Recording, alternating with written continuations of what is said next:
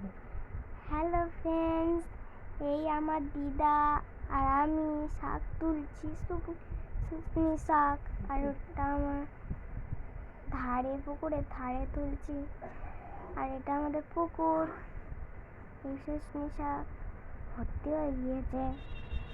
এইগুলো গাছগাছালি আমাদের পুকুরের পাড়ে, এইগুলো সব সময় হয়, গরমকালে বেশি হয়।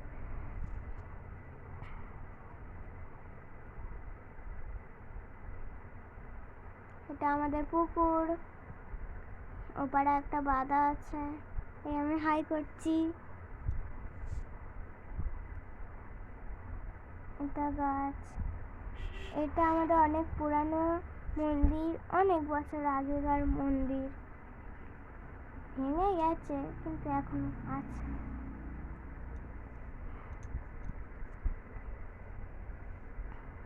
এই পুরো মন্দিরটা।